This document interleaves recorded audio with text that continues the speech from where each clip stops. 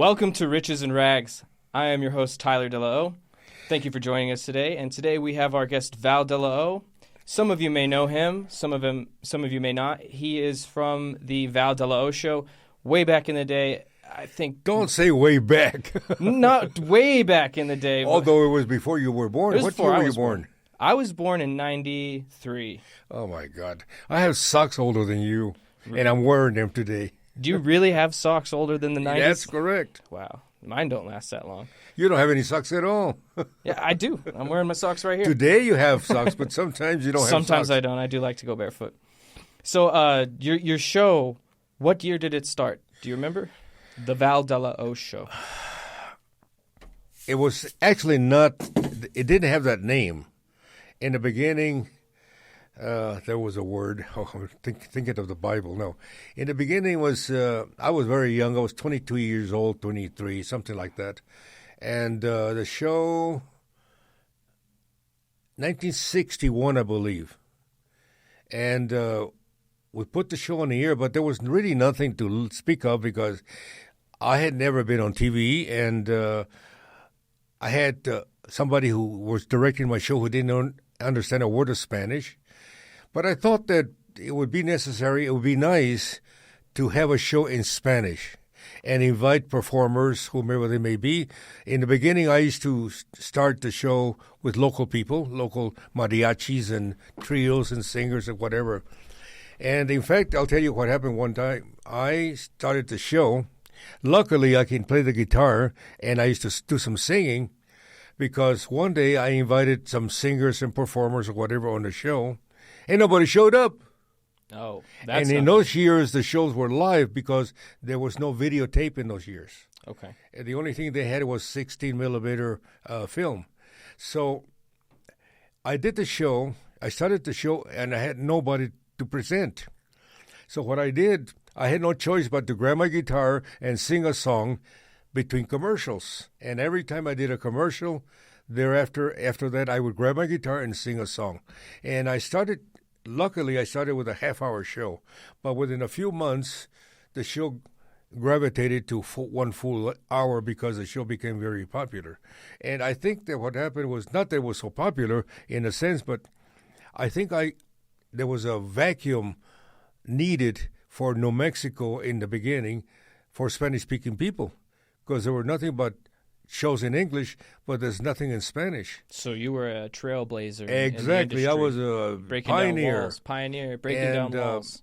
In years, later on in years, some of the Hispanic performers or anchors, like on the news or whatever, would give me credit saying that I opened the doors for them because in those years when I came in, there were hardly any Hispanics on TV.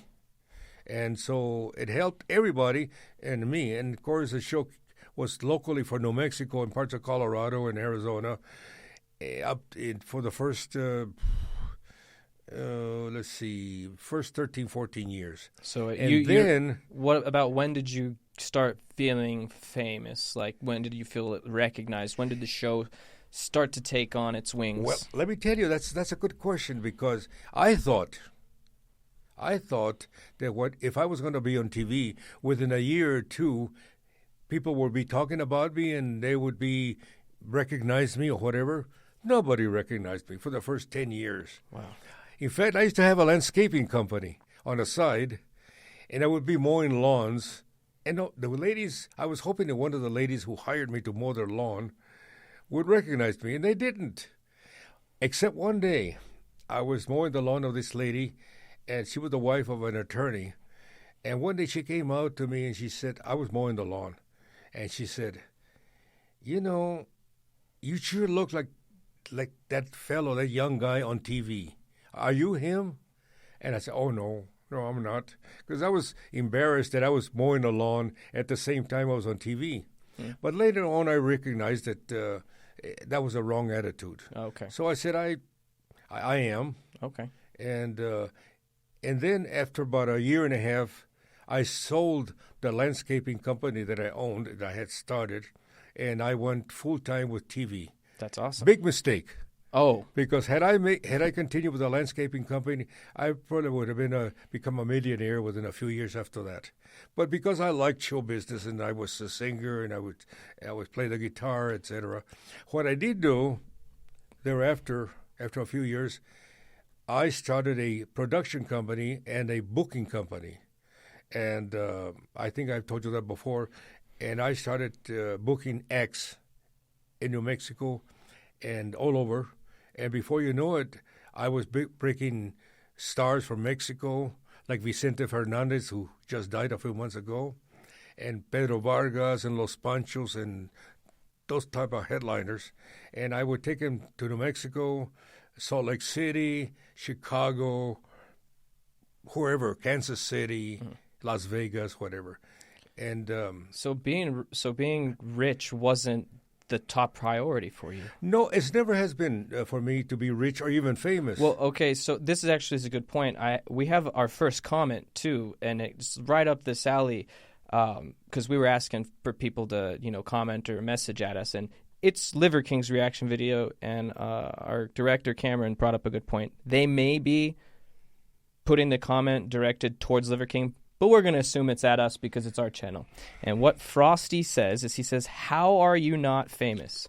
And our video is clearly in the video, and it plays out in a bigger screen. So I think he's talking to us, and he's asking us on this podcast, "How are you not famous?" How? And that's a layered question because I'm not famous, and you were. It's questionable to say if you still are or not, but I would say so.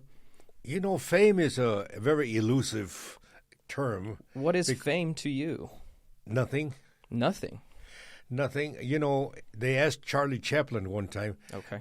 "What is fame to you?" He said nothing. It's nothing. Fame, you can occupy that particular niche of fame for a while, but once you stop performing, that's the reason why most of us, if you like to be performing, I kind of like this podcast, to tell you the truth, so that I can go back before the public, not to be famous or to be a star or nothing like that, but to relive what you used to do before. It was enjoyable for you. And it was enjoyable. This is very enjoyable for me. You chose the TV industry over what could have made you millions. It's like playing the guitar. I don't care if you're Laurindo Almeida or Bob Brown or some famous guitarist. If you learn how to play the guitar, you will play it at the privacy of your home just to enjoy it. And that's what I would like to see, to enjoy. Now, obviously, when you are in the public media, like a TV show or podcast or whatever, the byproduct of that is going to be famous. It's going to be fame because people are going to watch you in wherever city you might be watched, and that's a byproduct of what you are doing. And just like being a doctor, if you do surgery, well, then the surgery is your byproduct. Somebody gets well and they talk about you. But I don't necessarily start at this point. When I was on TV, I didn't start the show to get famous or to be popular or whatever. Actually, I was looking for a job. I wanted to support my family. And I thought maybe that was a way to support my family. Is there any way we can have you adjust your headphones a little bit? Cameron's saying they're looking a little funny on the camera. I look yucky? Funny. Just the Funny? plate. Funny. Do I look funny or funny looking? Because I'm both. You're catching me in the trap here. So fame is just a byproduct. If you're a phenomenal doctor, you'll be a famous doctor. If you're phenomenal, exactly, you can be famous at mathematician. almost anything, and so famous is. I don't think that famous people, for the most part, unless they're selling records or movies, but I don't think that that is really the objective of most people. Being famous, I think, is just a byproduct of whatever you are doing. I got famous a little bit because my show in 1974, it got into national syndication. And next thing you know, my show was in New York, Chicago, Denver, San Antonio. I think it'd be a good point to bring up some clips. I think from episode 46, we've got one queued in. We can talk about some of the performers on there. Here's one performer that we had. This is one guy. So we could back up just a little bit before this, too, because these bottles are on Val's desk. I thought it was alcohol. And it's funny, I thought that because right away you start talking about You can actually get it when I start announcing him because that would be nice. Yeah, no, that's about right. You might have to open it again. Yeah, the files are a little funny, but that's okay. Well, we're waiting for... It may not work. I might just have to close the program and open it. Anyways, there's a dance where he's got a tray of glasses and bottles on his head, and he's like tap dancing. And I was wondering if that dance meant anything. It did. Okay. It did. Miguel Caro was a very well known dancer in Mexico, and he appeared many times on my show. And unfortunately, he passed away a few years ago. Here we go. We got it pulled up. But Thank you so much. Que son 6 vasos de agua y de veras que son agua, ¿eh? No crean que va a ser gelatina o alguna cosa, son vasos de agua. Y durante el baile que van a presentar, yo les voy a dar los vasos para que el público se dé cuenta que es agua y nada más. It's just water. Bueno, gentiles and no amigos, more. en esta And that's ocasión para funny mí es un 'cause gran it looks like placer alcohol to de me. Miguel Caro Dancers con la selección El Tilingo Lingo. El Tilingo Lingo. Is that the name of the band or the dance? Yeah, that's the name of the number. Isn't that beautiful? It's so colorful. Yeah, it really is. And it's interesting because it's one dude and just a bunch of pretty ladies. Oh, that's nice.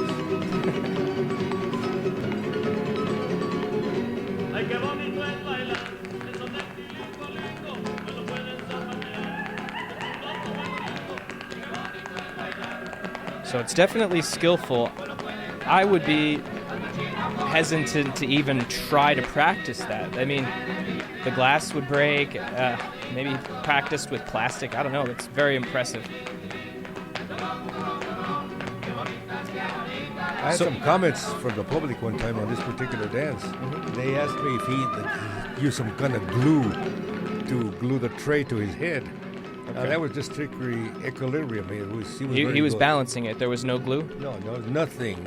That's very impressive. I didn't even think there was any glue. That to me comes off as authentic. After he did the show in my dressing room, I tried to do the same thing. I took a good shower. That's what I did. It's a good thing it was water and not another liquid. So I've actually got some drinks and stuff too in lieu of you having food on your old show. I would have put vodka in those glasses. You want to put vodka in these? Yeah, what the heck? I don't have vodka. I have Everclear. I don't know if you want some water, H2O. Sure. All right, I'm going to give you two options. Would you like to try... Actually, my first question, have you ever tried boba tea? Boba what? Boba tea.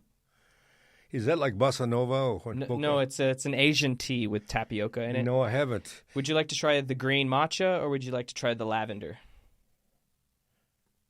Let's start with the first one, see what happens. Okay, I'm going to just give you the green one. Because, you spring this different type of foods on me, and I don't know. This one will be yours. Wow. You take the spike. What is this? I'm drinking. Don't open that. You push the spike through. Oh, excuse me. I'm not. It'll spill everywhere. Just stab it. Oh. And it's got little jellies in it. I love this stuff. May I drink it? Absolutely. Go ahead and try it. And you can enjoy it as we're watching videos or whatever. I have some other stuff we can break into later, but what do you think? What is it? It's like tapioca, but matcha is Japanese. It's a special tea powder. Nutritional? No, I would say it's more of a dessert. I see. Okay. Because I like to drink some of those juices like Taigo and what are the other ones? There's so many that help you with the immune system and things of that nature. There's a lot of fantastic foods in the market, by the way, to enhance your immune system and help your body. See, we are what we eat. Remember that. We are what we eat. I mean, it's got a big impact on how I feel, at least when I'm eating different things. And if you eat properly and you don't overdo anything, you probably will live to a ripe old age like me or even further. I plan to live in another 15, 20 years. What's one of your staple foods? One of the vitamin foods? One of the superfoods that people are calling it these days? Something you eat all the time that you're like, this is good for me. Chili. Chili? Yes, I have. Green chili, like New Mexican green chili. And chili, green chili and red chili. When I was raised on beans and chili, and believe it or not, I was raised on bologna. We were a poor family, but that's not poor food. You are what you eat. You are what you eat, and look, bologna. here I am, 80 years later or whatever, and so, excuse me. So, if you eat well, nutritionally, you're going to live a long time. And if you obey the laws of nature, don't get drunk every day, or don't smoke, and don't go to sleep early, get up early, that sort of thing. Be a good father, a good husband, a good citizen. Be a good person. And life and nature will reward you by being a good person. I believe that 100%. I do. Be good. And even if it doesn't reward you right away, just keep trying, because it'll come back. Be good not only to yourself and to your family, but to your fellow man. If you see a guy, you're driving down the street, and you see some person with their car, and they want to join into the traffic, let him in. I do. I actually drive for a living. I deliver. It's only a car length anyway. People won't let you in. It's only a car length. Let him in through a side street. Do you flash your lights in to let them know? Exactly. If anyone's wondering what that is, why are they flashing their lights behind me? It's because they're either saying, "Come on in, I'm letting you in," or "Thank you for letting me in." So be courteous and be nice, good to people. And sometimes we lose our temper, and if you feel like yelling at somebody or doing something terrible, which we all do once in a while, control yourself. They say, put your transmission into neutral before you put it into drive, or something like that. Oh, okay. In other words, don't open your mouth right away. A lot of people, that's what happens to rage. What do you call it? Rage. Road rage. Road rage. People just let their emotions get away from them. You shouldn't do that. I remember one time I was coming down the street, and this person from behind me was throwing a finger at me, flipping me, and honking and turning the lights on and whatever. And I got to the other street, and I pulled into this filling station, and this person continued to do that. So I got out of my car, and I went to his car. I said, "What's wrong with you?" And I suppose, in a way, he got a little, maybe not afraid, but cautious about me. Maybe this guy's a policeman. Maybe he's got a gun, whatever it may be. Yeah, because that's a real thing here in New Mexico. We are allowed to carry firearms. And not only that, it's still the wild, wild west. We're allowed to open carry. So if you've got a gun that's not hidden, it's allowed to be like out on a holster, walking.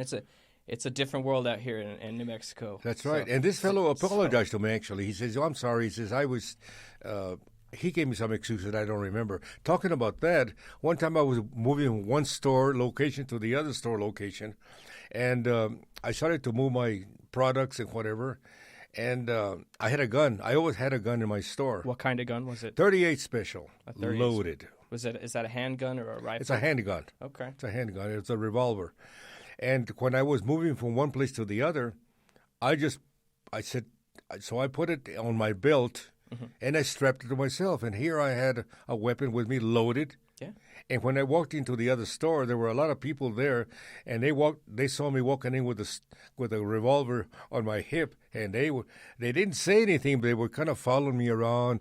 What is this guy up to, And after a while, I put it into my desk or whatever. Because I wouldn't hurt a fly.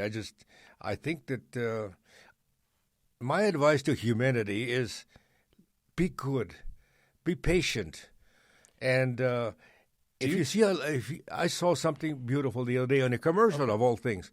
If you see a little old lady standing on a bus or something, for God's sake, stand up and give her your seat. Oh, that's important. Yeah, it's good to be good. I think I get a lot of pleasure being good to people. Give them a glass of water. Many times I have paid for the bill in a restaurant. Bring them some boba tea if they've never had it. Give them something they've never tried before. And it's happened to me. I used to take my wife to dinner, and or to lunch or whatever. And when I went to pay, somebody said, "Your bill has already been paid." Who paid it? I don't know. Some gentleman was here and he paid for your bill. Isn't that nice? Or sometimes I pay for somebody. and I have paid for people. You just pick someone out random in a No, restaurant? not random. If I see a couple, or maybe the other day I was at a restaurant and I saw a young couple with 2 children, and they looked so beautiful as a family unit. And I went and they said, I want to pay their bill. And somebody said, really? Yes, how much is it? Whatever it was, I paid for the bill. I don't even know. I don't think they were told who paid the bill for them. But it didn't matter. I just like to do that things once in a while. I think the acts done, the charity acts done anonymously are probably more genuine. It's better to do it anonymously because you don't want to brag about it. You don't want to. People say, "Oh my God, Val Delao." It almost undoes. No, then you're glorifying yourself. Let the act speak for itself. Isn't it nice? You don't have to get credit for it. I'm about to do an act that maybe might make you question if I'm your friend or not. Because I still like that we're on the food topic and giving people things they've never tried. And I've got a plum here. Uh-oh. Have you ever heard of a pickled plum? Pardon me? Have you ever heard of a pickled plum? No. They have a pit, so don't chew hard because they have the seed. This is a Japanese, what's it called? Hachimitsu-umeboshi. When are you going to have some tamales and some... But you always have tamales. You always have beans. That's because I'm good at eating tamales. This is about showing you things you've never had before. So okay. I personally, I'm not going to tell you my opinion on these, but we'll eat one at the same time. Do it. All right. Cheers. Okay. Remember, there's a pit, so don't chew too hard.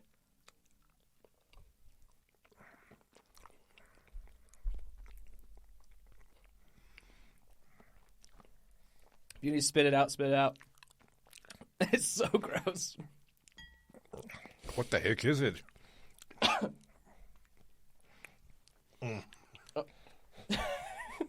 Hachimitsu-umeboshi. Where are the napkins?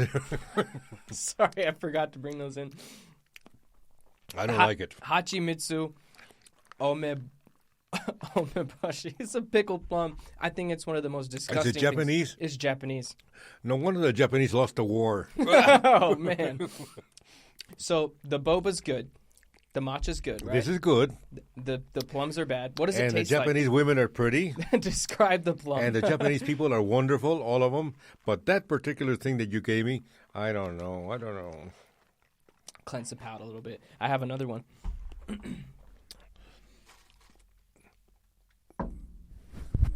One of my absolute favorites. This looked like green pinto beans. They are peas, like green peas, and they're covered in wasabi. It's a dry wasabi.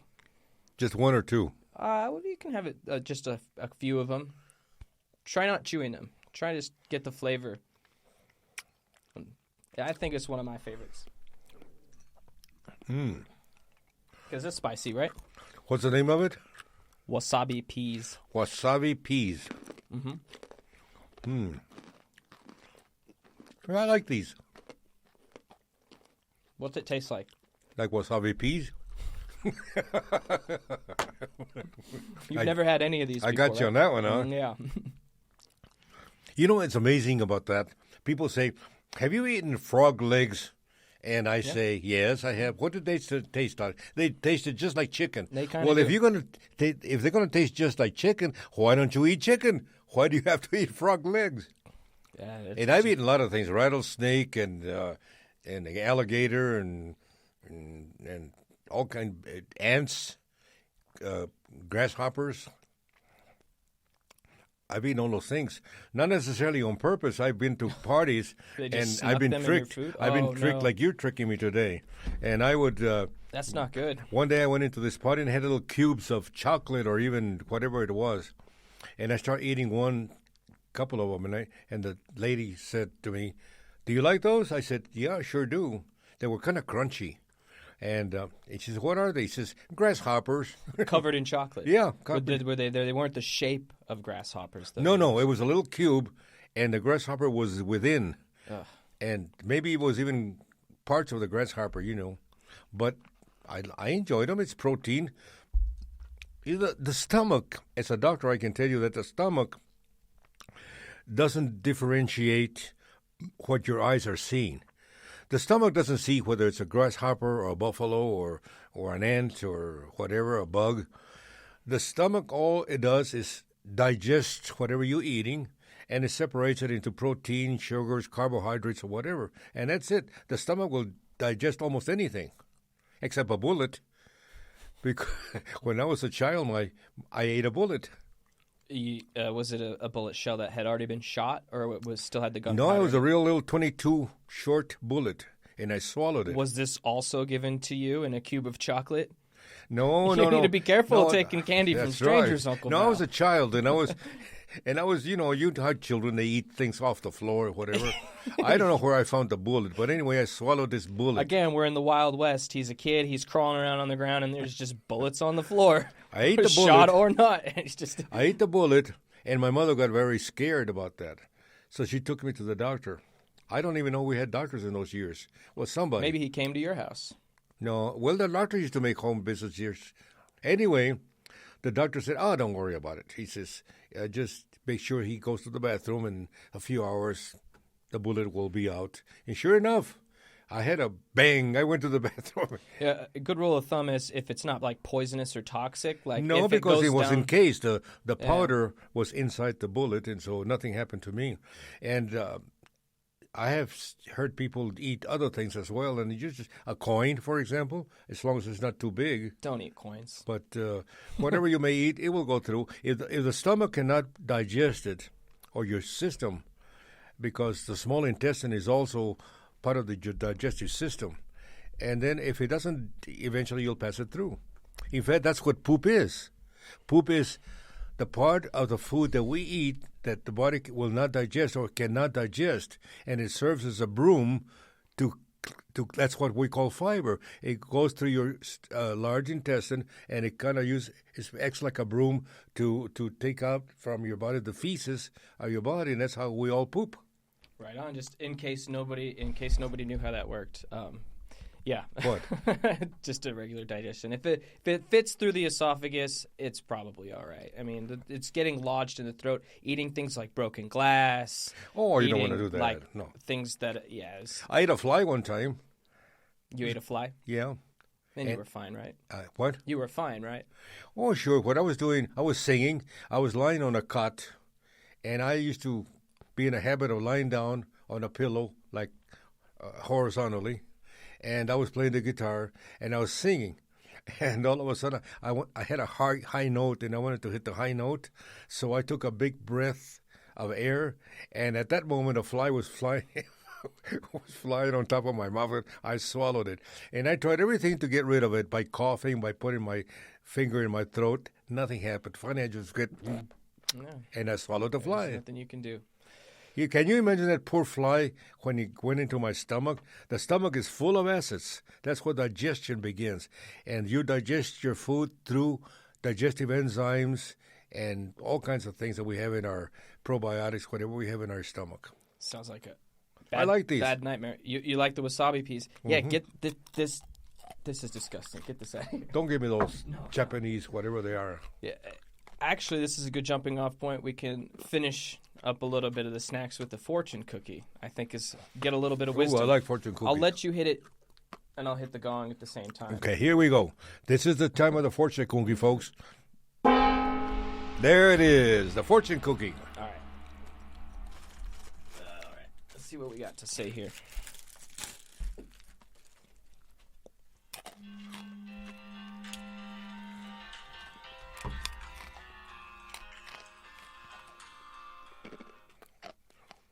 Thank you very much. No man is hurt but by himself. No man is what? This is debatable. No man is hurt but by himself. Well, in a way, I kind of believe that. You know, your greatest enemy in life, you know who is your greatest enemy? Yourself. Yourself. We are our own greatest enemy. We always blame everybody else. Oh, I did this, and because he got me to do this, and my wife is blamed because I did this, and actually, you did it yourself. Our greatest enemy is ourselves. So before you point the finger at somebody else, point it at yourself. In fact, they say when you point your finger like this, you're pointing this at somebody else, but look where this other finger is coming at you. Yeah. Okay? It's coming like this. And so our greatest enemy is ourselves. I never thought of that. It's a nice we eat metaphor. the wrong things. We do wrong things. We get angry. Road rage is part of it. All those things. That's why I keep saying over and over again. How do you manage your anger? If you start feeling the bubble up of road rage or whatever, how do you bring that back down? How I do it? Those are skills some people, I talk to including myself. don't have. I talk to myself. How? Just say to myself, hey, Do you I say- know you're about to say the F word or something. Calm yourself. Cool it, man. Cool it. Do you call yourself by name? Do you say Val? Yeah. Or do you say you? I use a third person many times. I talk to myself all the time. Okay. And people say, that's crazy. It isn't. Talk to yourself. Many times I get into some kind of a stupid habit that I don't like. For example, that I get up at 6:30 every morning. That's my routine. And I go to bed about 10 o'clock. And one day I kept getting later and later and later. Before you know it, I was getting up at 8, 8:30, 9 o'clock, whatever. And I didn't like that. And so one day I had a good talk to myself. And I said, self, Mr. Val de la O, you think you're so important, this and that and the other. You're nothing but a lazy bum because you're not getting up early.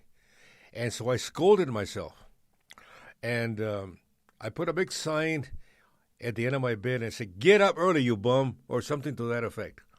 And I went back to my normal routine. So you have to talk to yourself. So when you get angry, sometimes I want to say something bad about somebody because I don't like them, or the women have a real short dress, or somebody's wearing the glasses, or somebody's this or that or the other. And I said to myself, watch it there, Val. Don't say it, because you're going to get into trouble. And remember, the words are like a bullet from a gun. Once the bullet leaves the gun, you cannot retract it. You cannot bring the bullet back. You cannot an apology would help, but you can never bring the words back. So instead, don't say them. A poet, a very good Mexican poet, Antonio Plaza.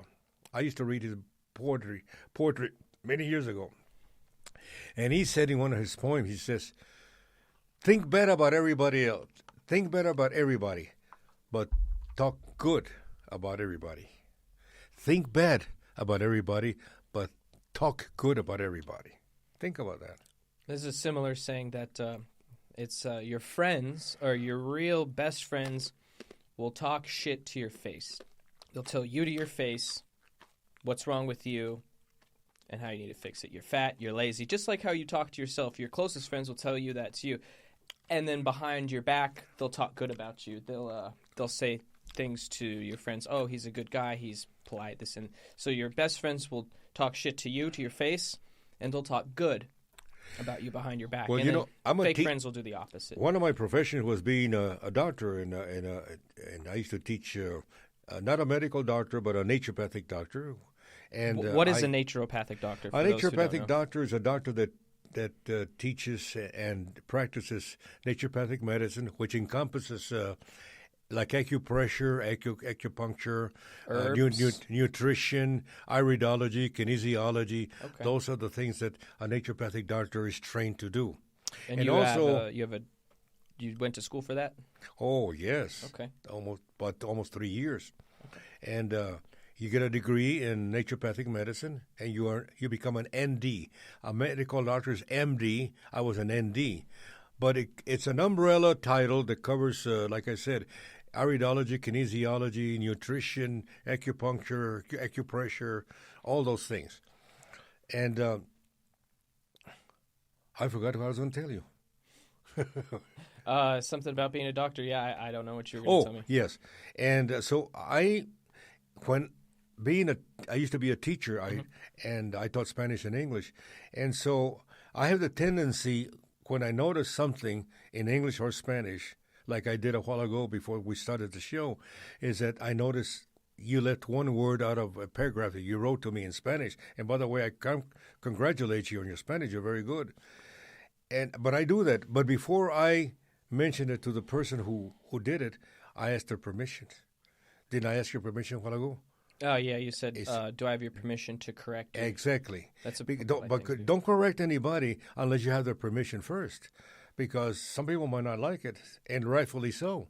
So do you mind if I correct this thing? And say, no, go ahead. Because I've been corrected many, many times. When I went to UNM, I had a professor, he correct me every 4 or 5 words. Hey, don't say that. You're saying it wrong. Do say this, say that, say that. And after a while, my language started to get polished, and I learned how to say those words properly. Although I still have an accent, but an accent is not wrong. It's not bad. No, a lot of people have accents. Henry Kissinger, the former Secretary of State, has a real thick accent, and so did John F. Kennedy, by the way, our president. That I love John F. Kennedy. Well, if you have an accent because you speak more than one language, you're ahead of the game. Or you live in the monolinguals. Most people in the world, I think, we all have accents in some way. Or you have an intonation. You have, you can tell the people from the South.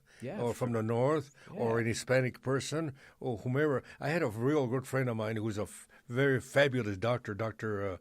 Shelva Christian. She lives in Florida. Fabulous doctor. Every time I have a problem that I cannot answer, I'll call Shelva, and she gives me the answer. And one day I was talking to her, and she's from South Carolina. She talks like this, like South Carolina. And she said to me one day, do I really sound like that, like North Carolina? I say, yeah, sure do. That's interesting. She had that little twang, and people from Texas talk differently. People from New Mexico, we have that Hispanic accent, Everybody's got one, yeah. So, we're all different. Thank God we're all different. Can you imagine what a boring world this would be if we were not different? First of all, half of the population is feminine and the other is masculine. That in itself is a big difference. And then some of us are brown, some of us are white, some of us are purple, some of us are yellow, some of us are tall, some short, some more heavy, less heavy, skinny, whatever it may be. And that's good because it's variety and we're different. You're different from me. You're young, I'm older. I mean, this is why I brought a bunch of different foods to try. Exactly. This is just a variety of things. It's good to be different. That's why I like to travel. When I went to China, when I went to Europe, when I went to whomever, every time that I go somewhere, I don't look to the negative things. I look to the positive things. And they all have positive things. And don't dwell on the negative. Forget about the negative. Don't say, oh, I didn't like the food or the people I didn't like or whatever. Look at the positive of any culture, and it's beautiful. You're going to find some fantastic things, and we are going to learn from those people. Because every time I go somewhere, I learn. I'm always learning. The world is a book, and those who never travel only read one page. Ooh, I like that. I'm going to write that after the show. It's Say it again. Say it again. The world is a book. And those who never travel only read one page of that book. Ooh, I like that. There's a story out there. Here I am. I'm old enough to be your grandfather, and I learned something today. It's I didn't make that quote. It's an old quote from an old philosopher. Would you like to try a Korean melon? Sure. I'm going to hand this out. I've never tried this either. This is a Korean melon. Did you say a Korean woman? I wouldn't eat the peel. No. There was an Asian lady at the supermarket, but I don't know if she was Korean. She had a mask on. Oh, by the way, I got to see something. Didn't talk to her. I was thinking about it as I was coming down here to the studio, and I said to myself, Self, what are we going to talk today? What are we going to talk about today? And I thought about something that I used to teach when I was in teaching, that we are all actually selling something. When a woman puts a beautiful dress, she's selling, maybe in a very subtle way, but she's selling her personality and how beautiful she is. Like when a man wears a suit instead of like, so he's selling that he's got money, right? Not necessarily, but it could be. But when you put a suit on, that's that's a uniform of business. That's why all people in business, like whatever business it may be, like the president of a telephone company, whatever, they normally wear suits. Politicians, the president always wears a suit, etc. When you become casual, that's when you go home and you relax and say, oh, okay, I'm going to relax now. You don't have to wear the suit anymore. So everyone's selling something. So exactly. What are we selling? So if you become a salesman, and you go through life and you learn how to sell, very important that you learn how to sell anything. Before I was a doctor and before whatever, I used to sell life insurance. And I always thought that life insurance, and I used to be a car salesman, I always thought that selling cars and selling life insurance is a tremendous training for somebody, because I learned a lot of things as a car salesman, and I learned a lot of things in sales techniques as selling life insurance. In fact, one year, I was a top salesman nationally of a life insurance company. And I have told some of the younger generations, and this I don't mean to be risque or anything, but I told them the difference between making love and rape is salesmanship. I'm going to repeat that because it's not a bad thing. The difference between making love and rape is salesmanship. Do you agree? Do I agree? That's define rape. No, let's not go there. It's a thought. It's a thought. You just convince someone through salesmanship and then get their consent. That's what you do as a salesman. You convince somebody to do something. It's the war of wits. It's your wits against the other person's. And if you're a good salesman, you will convince them to your point of view that this is a good thing that you're trying to sell, whether it's a car, a life insurance policy, or even a little bit of affection. I was never successful. You make a fair point. I was. Can we put that on silent by any chance? What? Can we please put that on silent? Yeah. Thank you. Let me just tell this person, because I have a handicapped daughter. I'm always worried about her. Okay. Just a moment. That's okay. I'm recording a podcast and I'm very busy. Let's throw up that ticker. That where they can find us. Oh, thanks. Is it on silent so it doesn't ring again? I did, but let me see. It's okay. We'll sort it out for these next episodes. If you want to find out who we are, where you can find us on other social medias, you can find us on Instagram, TikTok, Twitter. You're already on Twitch if you're here. We'll be posting stuff on YouTube. And we also have our own website, delaostudios.com. We'll be putting links to our Discord channel if you want to send us any video recommendations for reactions, any kind of email read-ins or questions. If you have something you want to talk about for advice, check out all our other social medias. Let's get this ball rolling. And if you want to know something about Val Delao. And if you want to know something about Val Delao. Oh, I'm Val Delao, Incorporated. I don't know what that means. Incorporated. It just sounds good. Val Delao Incorporated. Don't you think so? It does sound good. Anyway, if you want to know something about Val Delao, all you have to do is Google my name, Val Delao, and you will find me in Wikipedia. I have a friend of mine who tells me, you're the only friend that I know that has Wikipedia. So anyway, whatever it is, you'll find me in Wikipedia, and you're going to find everything about my TV shows, about going to medical school, about all these things that I've done in my life, the good, the bad, and the ugly. Right on. My children, my wife, that she passed away a few years ago, and you'll see little pictures and clips on YouTube. This guitar behind you, actually, that was your brother's guitar. This was my brother's guitar. That's that performance you talked about earlier in the episode where you had to fill in for your no-show. I think there's actually we don't have to pull it up. People can search it, but there's a video of you and my grandfather playing it. Exactly. That guitar is the one in the video. The Delao brothers, and we recorded more than, but we did some recordings, but he didn't want to sing anymore, and neither did I, because we all chose other professions, and I stayed in, I went into, like I said, in booking acts all over the country, and New Mexico. I did quite well with that, and then I got into promoting things, and I forgot about your melon. What kind of melon is this? It's a Korean melon. Korean? Korean. Don't eat the peel. Just eat the white. I'm going to be honest. To me, it tastes just like a cantaloupe and a honeydew mix that's kind of... Well, I'm getting back to the chicken thing. Oh, if it tastes like a cantaloupe, why don't you eat a cantaloupe? I don't know. It looked cool. I literally went to our local World's market, and I just picked a random fruit that I didn't know. I thought this was the star fruit, and I asked the lady at the register, I said, is this the star fruit? And she said, no. And she rung it up, and it said Korean melon. And Am I making okay? By the way, next time we'll get somebody to put some napkins here. yeah, I'm sorry. We don't have to. I'll clean myself with a tablecloth. That's fine. Right on. Yeah, that's fine. It could be thrown in the wash. That's my bad. I can see we're getting relaxed with this podcast It's now. supposed to be casual. And like I was saying, like, don't worry too much about the video. The episodes are so long.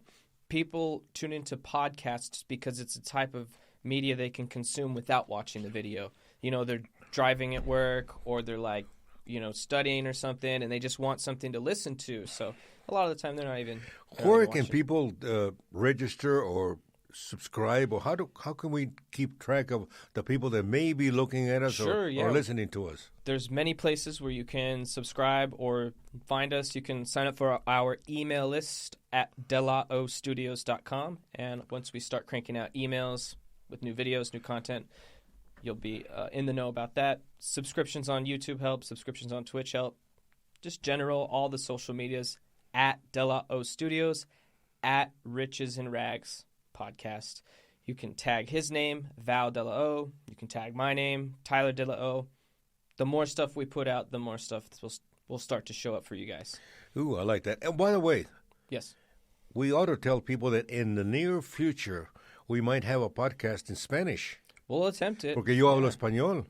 Yeah, yo trato de hablar español. Yo trato de hablar español también. Yo hablo español y quisiera invitar a toda la gente que escuchaban y veían el show de Val Delao que se sintonicen a este programa y van a escuchar cosas muy bonitas, muchos pedacitos de mi programa de televisión, artistas como Pedro Vargas, como Los Panchos, como Julio Alemán, como Ricardo Montalbán, El Hurricane, toda esa gente tan bonita que estuvieron en mi programa de televisión. Y ustedes los van a ver en este programa. Muchos de ellos ya hasta se desaparecieron, se murieron, pero aún así los vamos a presentar en estos programas en el futuro. Así es que no me pierdan de vista. Aquí estoy en carne y hueso y un pedacito de pescuezo. Entonces, ¿tú quieres mostrar la mayoría de videos de tu programa en el pasado, ¿no? En el futuro, sí. El podcast en español es la más de tu programa y sobre los actos, los musicians, los músicos, right? You're right, Taco Breath. Okay, so this podcast in English is more of just about everything, society and culture, nutrition. Aquí hablamos de lo que nos da la gana, y si ustedes sintonizan, we're going to appreciate the fact that you are watching and listening to us. That's a good idea. Porque tu programa es en español, entonces hablar sobre tu programa en español más directamente, more directly, would be kind of a more niche type idea. So we can dive into his episodes in Spanish a little bit more on maybe a separate podcast. That's a really good idea. You're right, frijole breath. I know it's not taco bread this time because I'm so far away from you and I've been eating melon. So I'm having fun today. That's good. And to think that I haven't had it. Did you put some vodka on this thing? No, I didn't put any vodka in that, I promise. Well, you should. I love how you recommend people don't drink, don't smoke, and then all of a sudden you just throw some vodka in my drink. I say, you do sometimes. Remember what I told you before. Moderation. The proper word is moderation. But vodka, for sure, if I have a drink, that's your go-to mix-in? Moderation. You got to just be moderate to everything. Okay. I don't get drunk, but I drink a beer now and then. I have a little tequila now and then. And I don't eat a lot of meat, but I do eat meat. I tell people I don't eat too much meat, but I do eat meat once in a while. And the same thing goes with whatever it may be. Moderation. Don't do everything excessively, but you can do a lot of things if you use moderation. ¿Comprendes? I think it's a very good piece of advice. ¿Comprendes, Méndez, o te explico, Federico? Those are the phrases that are going to catch me off guard. Yeah, those are the phrases. Those are like jumbles of words. And I know a lot of those. I like them too. It's very fun. They're fun. And don't forget that the difference between rape and making love is salesmanship. Yeah. Moving on. Let's go to some reaction videos. Why are you embarrassed about that? I'm not embarrassed about it. You told me the other day. I'm trying to create an awkward moment. Yeah. You told me the other day that it's a hilarious joke, I think. I can tell almost anything on this show. Sure, why not? And now when I'm saying that, and it's actually true. I know. I'm playing the part of extra awkwardness to create that uncomfortable atmosphere. You're just pretending you're... Yeah. No, you've told me the joke many times before, so... Oh, yeah. I see. Well... But it's a funny joke. How about our director, Cameron? Does he understand this? I'm sure he understands the joke, and anyone who wants to start it's not any really shit a joke. about it... It's actually a fact. I interpret it as a joke, right? For those people that are... No, forget it. I was going to say... Put it into practice. No. Don't put that into practice. Don't do that. But I'm saying it's just something. See what I mean? See what I mean? See, we're getting into trouble already. Yeah. Hey, I like these peanuts. Whatever they made, the Japanese peanuts or whatever they are. Yeah, the wasabi peas. What wasabi? Wasabi peas. Wasabi. Anyway, let's change the subject. How about the fortune cookie? We could do one more of those. Bring it back to some wisdom. It's time for a fortune cookie. Wait, are you ready? Yeah, I'm ready. Okay, here we go. 1, 2, 3. This is so off timing. Okay, let's see what this fortune has to say. Always get consent before having sex. No, that's not what it says. It says no price is too high for the privilege of owning yourself. No price is too high for the privilege of owning yourself. That's good. You asked me a while ago if I talk to myself. I do it all the time. In fact, sometimes my wife would say, "Are you talking to yourself?" And a lot of people are embarrassed to admit they're talking to yourself. Don't be embarrassed. Talk to yourself. Hey, Val Delao or me, Juan, right? Whatever you might be. Juan, you're an idiot today. You did something or you behaved terribly, because the only answer, the only response to that, if you behave wrong or you have offended somebody, is to apologize. Do you know that some people do not apologize? Some people do not. I learned the art of apologizing. And the art of apologizing. There's an art to it. There's an art to it. You just don't say, "I'm sorry." Sounds like you've been doing a lot of apologizing in your life. I sure have. I have apologized all my life to everybody, to my mother, to my brother. So the haters go all the way back before the internet. My goodness, yes. I apologize to my parents, to my children, to my friends, to my fans. When I had fans. Maybe we'll have fans again, huh? Maybe. We'll see. To my fans, to everybody. If I have offended somebody or have I done something wrong, apologize. You know, I have somebody the other day in my family who did something terrible to me. And he was very disrespectful. I'm not going to say who, and all he had to do is say, "I apologize. I'm sorry. I was big mouth or something," because we all are. We all say things that are not proper. And and if you are a good person, you will accept the apology. But apologize. Apologize. Say, "I'm sorry, uncle," or "I'm sorry, brother." Because if you're not apologizing, there's this kind of other entity, this thing that kind of controls you. The looming. What you're doing, you're justifying what you did wrong. If you do not apologize, if you insult somebody, you call them, say, a bad name. Then what you're doing, if you do not apologize, then you're justifying that you did something right, even though it was wrong. And particularly to your parents. Remember that your mom and your dad, they're the most special people in the world. And the fourth commandment that God gave to Moses says, "Honor thy father and thy mother." So be good to your parents and apologize to your mom and to your dad. What would you say to those who have had terrible parents? What? What would you say to those people who had bad parents or no parents? Well, if possible, you can still honor them. The fourth commandment does not say, "Honor thy father and thy mother," only if they're good parents. But honor thy father and mother only if they don't drink. We're talking like... What's that? regular beatings. No. My dad. No, like things like that. Like what if the parent wasn't a good parent? How do you still honor that? Wouldn't honoring be not? Okay, think of this. Your parents gave you life with the grace of God. You would not be here if it weren't for your father and your mother. Right, but what about the accidents? What I'm just being real. Let's be real. A lot of us are accidents out there. Were you an accident? I don't think I was. My parents were married a few years before. Well, even if you're not married, you're not an accident because almost all the time, with very few exceptions, you are the product of an act of love.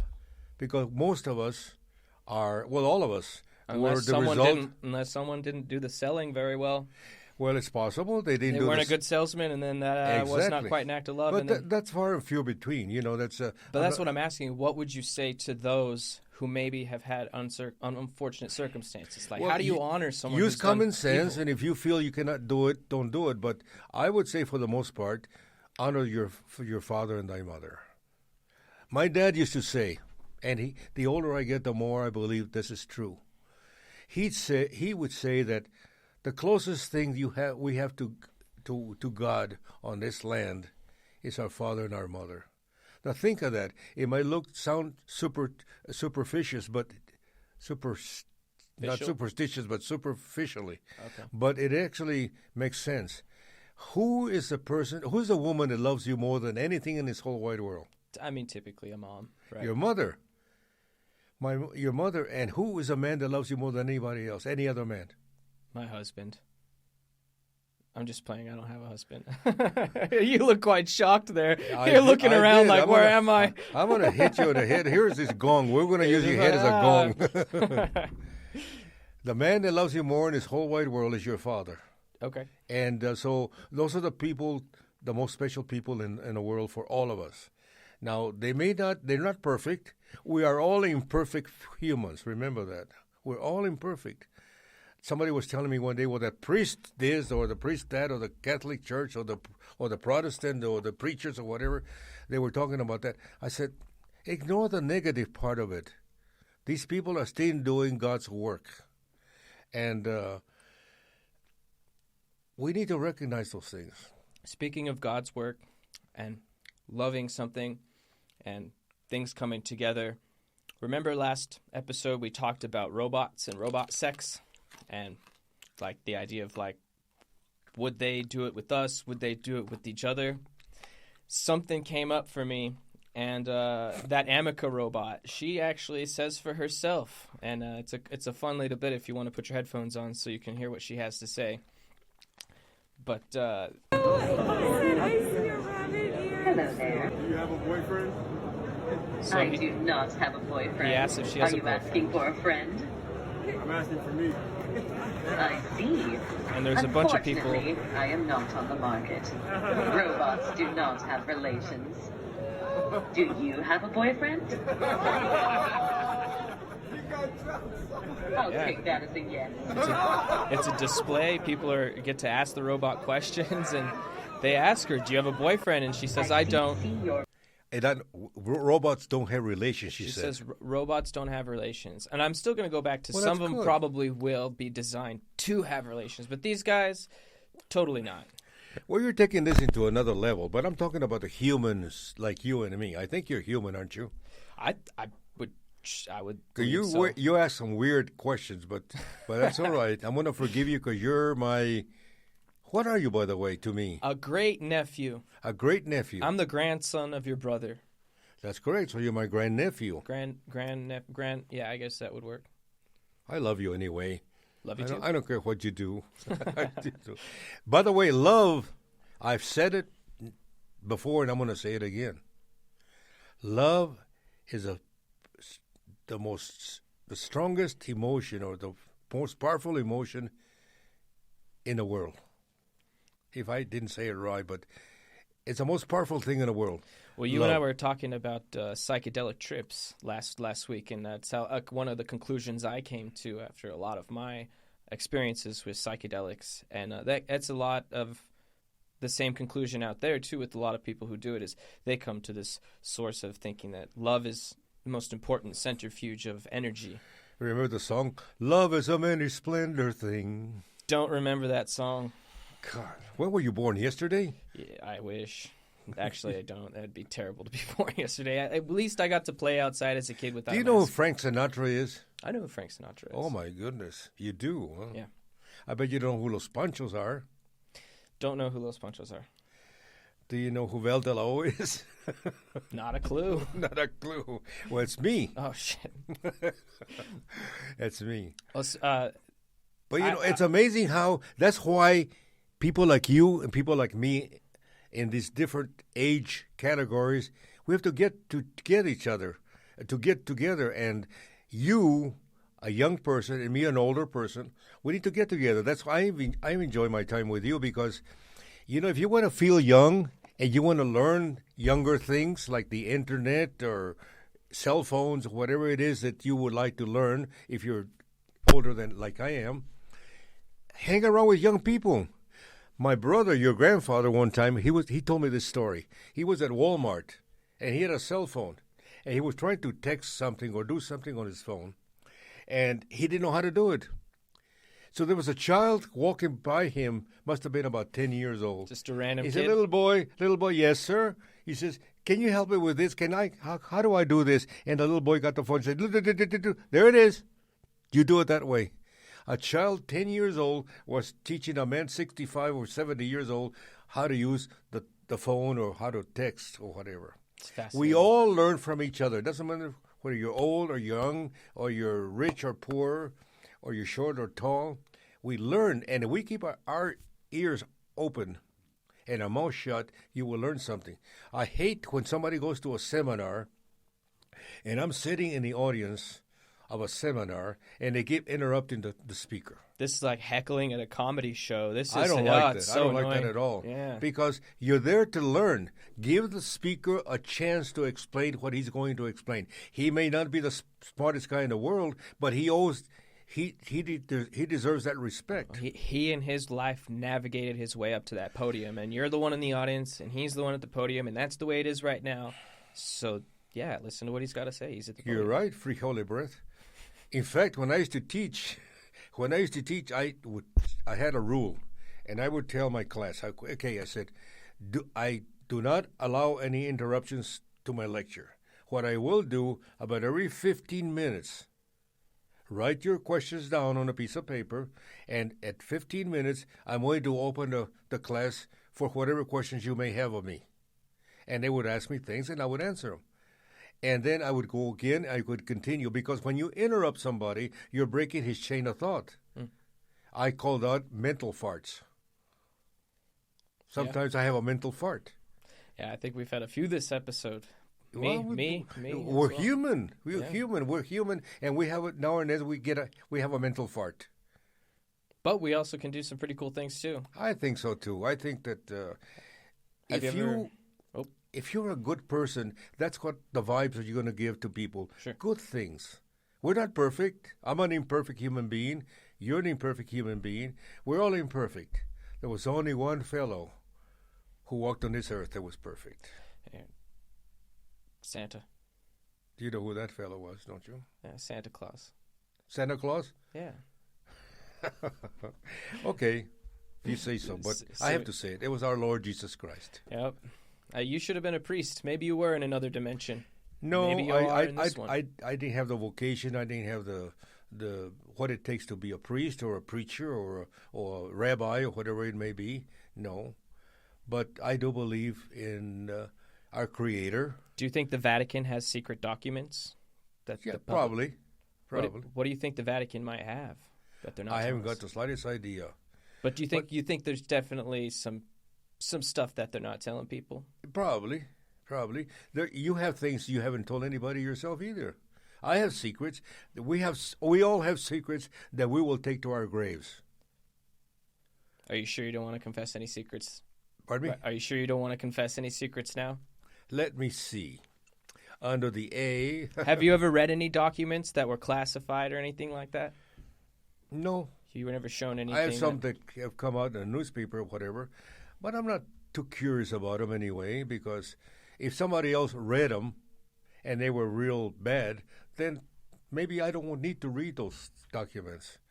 All I can say is that we all have secrets that we take to our graves, whatever those secrets may be, and that's a good thing.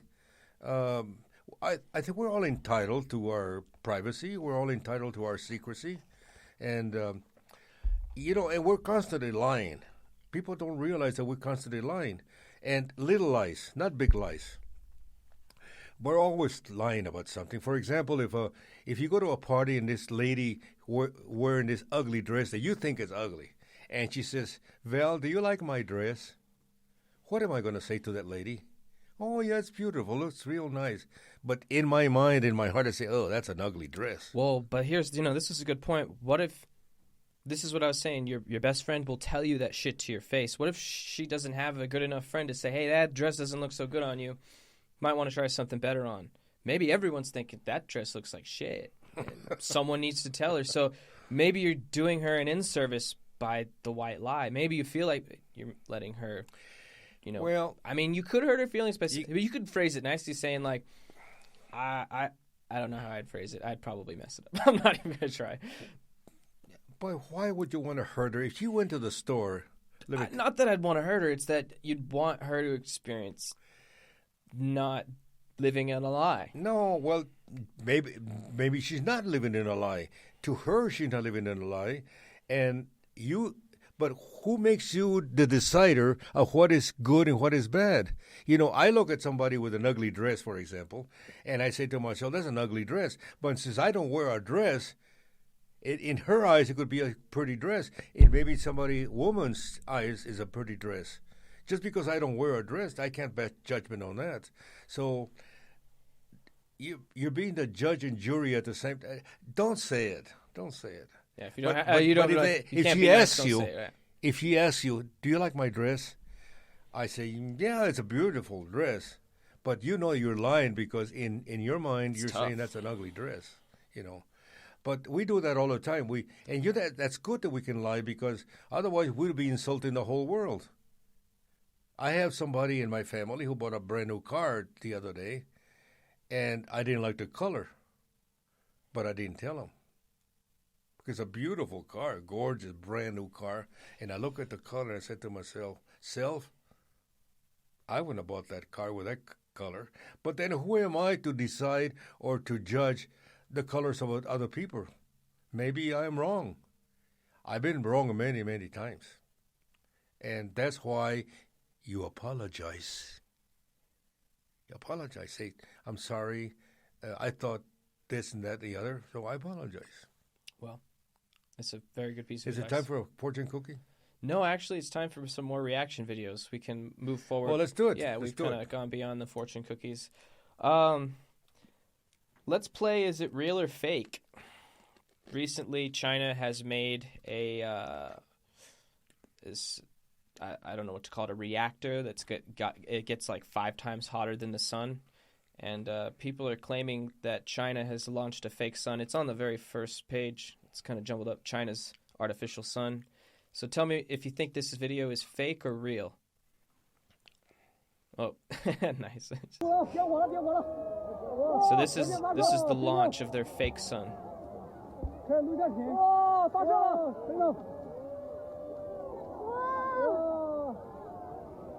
And it's shot from somebody's cell phone, like a smartphone. What do you think? Does it look? Do you think it's like a artificial sun, or do you think the video's fake, or do you think this is real? I think it's fake. You think it's fake? In what ways do you think this is fake? Do you think it's CGI? Do you think it's animated? I mean, people could be. I think it's fake. Okay. At first, I was pretty skeptical too, and I started digging into it, and I think you're right. And the article I found might not be right either, but there's comparisons of this launch to SpaceX launches, and that is apparently a regular rocket, right? That's right. So it looks like, but there is also a separate actual nuclear reactor or some sort of plasma reactor in China that they're making it really hot and trying to get some energy out of it. So it's a good catch. Let's try not to be fooled out there by some fake videos. What else we got up there? Now, are you and I fake or we're the real thing? It depends on what you mean. Like like your conscious like self or your body is it, or what are you talking Or about? it depends if we are wearing our depends. Yeah, I guess that also depends if you're wearing those, if it's real or fake. I don't know. I think that the consciousness is more real than the body. I think the body is like a matrix, like would be an easy way to describe it. It's like there's You may be right, Burrito Breath. I think there's a more real reality above it. Have you ever heard of Cymatics? What? Cymatics. Where does he live? He lives all around us. It is technically how sound waves can influence physical matter like particles, styrofoam, liquid, fire. So we've got some videos here on how it's kind of like playing with music and science, mixing certain frequencies, certain tones. So check it out. This video is... The music isn't amazing. There's tones that they're playing just goes... It sounds kind of like that, and then they'll turn it up to boo, and it'll go higher and higher. That's what the sound waves look like. There's like dust on the plate, or salt, whatever it is, and then changing the hertz, they can get different designs. So this is like these are like the imprints. sound is creating these different shapes. They're the waves of the hertz. You see on the left, it says like 2040 hertz. Well, that certainly is not fake. That's this is real. This is real. People, you can recreate these experiments. Yeah. This is like I'm saying. There's things in reality that we may not be aware of, and it's beautiful. It's geometric. Like that's pretty crazy. Yeah, let's check that one up with the water. That's because this is pretty cool too. This guy. So he's playing just like a certain frequency range, right? And what it does to the water in real time. Wow. It's pretty cool. And if anyone wants to go check these videos out on Can YouTube, we do that when we're taking a shower? Well, you'd have to have a sound device. And you probably want to keep the electricity away from you, but you could probably build that. Well, if in you your sing, shower. would it have that effect on your water? If you sing, no, the little knob he's turning is creating like it's like a tone that goes boo. Oh, I see. And then when I that see, tone I goes see. woo, it like changes the way. Where there's a video where they kind of turn the tone into music. I'm trying to be funny, but it's not coming out as. Have you ever seen Laughing? Laughing, no. I forgot that you were born yesterday. Sorry. Yeah, you got all these old references. There should be the Yahoo, or there should be like a news article link in the reaction links. It'll maybe not. Maybe I forgot. Okay. But it's pretty cool if anyone wants to look it up for their own. It's this scientist. He's got like little water droplets, and he takes styrofoam balls, and he'll have these two ends on the top and the bottom projecting sound, and he'll make the water droplets levitate. Yeah, this is exactly it. It's silly. Open video. So check Even this out. improved robotic arms that can manipulate tiny, delicate objects. And you can trap an object to counteract gravity by creating a space where there's no force. That's Chris Benmore, a physicist with Argonne National Laboratory who uses this gravity-defying technology. We spoke to him to find out how acoustic levitation works and what exactly it's used for. Walk us through what acoustic levitation is. It looks like black magic to me. When they're using sound waves in a certain concentrated way to make these water droplets hover in space-time, it's theorized that maybe monks were able to chant together to levitate stones, and that some of these ancient structures were perhaps constructed through sound levitation. That maybe that the ancient humans had some way of projecting and levitating really large objects, which is, people have been trying to figure out the Great Pyramids of Egypt for a really long time. It's like, how do you get those stones to levitate? Or how do you get them up? Water channels, dragging them on ropes. Who knows? Did you know about sound levitation? You're beyond me. Have you ever heard of sound levitation? Did you know you could make things like float with sound? Maybe. Like styrofoam cups, like. Yes.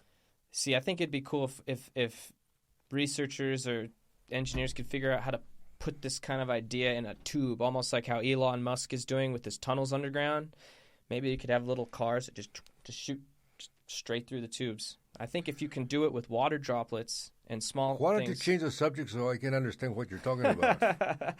Okay, let's change the subject. We could pull any other reaction video, or we can... let's pick another video here. Any random one. I'll let you pick it, Cameron. By the way, may I change the subject for just a moment? Yeah. When people tune to the show, I said it again. I'm going to say it again. I said it in the beginning of the show. We're going to start a podcast in Spanish, and we're going to talk and we're going to exhibit the Val de la O shows, because I have over 200 one-hour shows.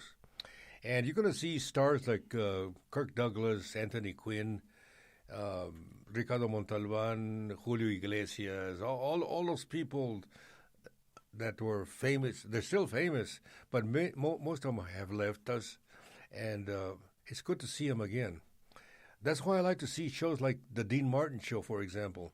I see performers and stars that I was watching the other day, Flip Wilson. I know you don't know who these people are, but I was watching Flip Wilson, and it was wonderful to see people like Bobby Darin and some of those people. They were tremendous show personalities and movie stars and singers.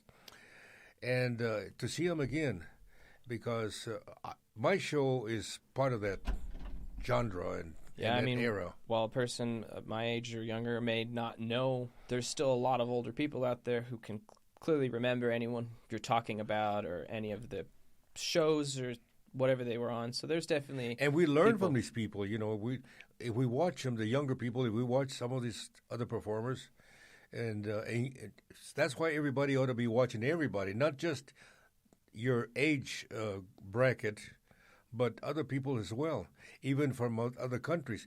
The other day I was telling somebody, I got into the internet and I was watching performers and stars in Spain. And they have tremendous singers, actors, and performers in Spain that rival anyone in the whole wide world. But we don't know those people. We expect them to know about Frank Sinatra or Sting or Elvis Presley, but yet we don't see their performers. And I think in many ways we are deficient in that in the United States, because we ought to be seeing other performers of other. There's a lot of other good stuff out there. And a lot of good stuff, and we're not showing it. Korea is one of my favorite countries that puts out movies. Things that, like Old Boy is a good one. There's some crazy mind game movies coming out of Korea. I see once in a while I get on the internet and I watch performers from other countries, South America, Spain, England, whatever it may be. That's the beautiful thing about the internet. And I say to myself, how come these performers are not on TV here in the United States? I have to say something that I wish we would change a little bit. Our country, which is the most wonderful country in the world as far as I'm concerned, but we have a tendency of concentrating strictly on ourselves. We expect everybody to speak English. That's the first thing. I remember one time this lady went somewhere to a foreign country, whatever it may be, Norway or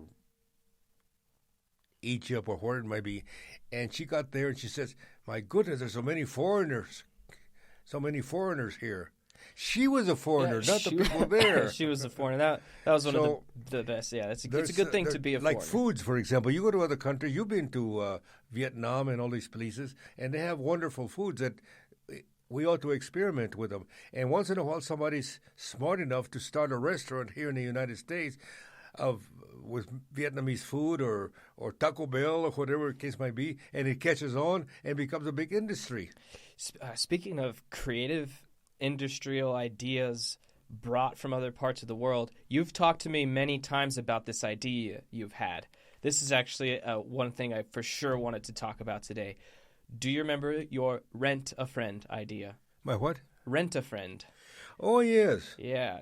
Describe your premise of what a rent a friend would be. Well, many years ago, I was thinking, people get lonely, and some people are, there's a difference between lonely and living alone. Okay. I live alone, but I'm not necessarily lonely. So there's a difference between being lonely and living alone. But I thought, at one time, and I still think once in a while that sometimes you need a friend. I mean, a real friend, that you can bounce ideas off that person. You can discuss certain things, maybe even your personal life. So I said to myself, why don't you start something called Rent a Friend? Now, everybody's got money, and you could rent a friend. Mm-hmm. You could go to some agency or something, say, I want to rent a friend for a couple of hours. I found one. You did? I found a real Rent a Friend. Well, if you can rent a friend, you might have to pay him a little bit or something. Yeah. But I think it's a good idea to rent a friend. Just like you rent a car, rent a roller tiller, or this guy says rent a friend. He's got one rule, and his whole thing is he doesn't try. His whole thing is nonchalance, and his one rule is he won't do anything, but he'll respond to chit-chat. And here's the article. I think he's Japanese, right? Japanese man who rents himself out to do nothing for a living, says he will reply to chit-chat, but that's all.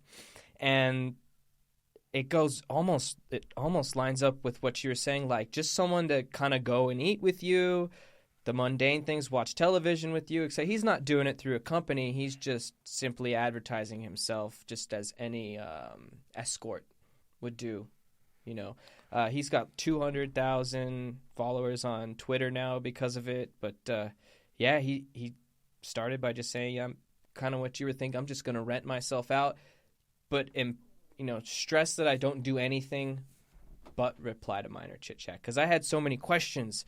What would you be able to do with your rent-a-friend? How far could you hug them? There's so many questions that arise with a rent-a-friend. So, well, it depends on the friend. If the friend will allow you. Say that after a couple of hours, and I'm not talking about a woman or a man or whatever, no sexual thing or whatever, but if you rent a friend, first of all, you have to ask them, would you mind if I hug you? And if they said no, yes, I do mind.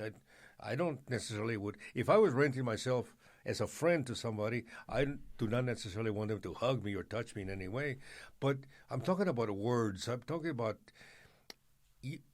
how many times, I don't know for you, but me, I found myself, I wonder what they will think of this idea, or wonder why am I thinking this way, or I dreamed last night about something, and I don't know what that means, or just a friend, somebody you can talk to.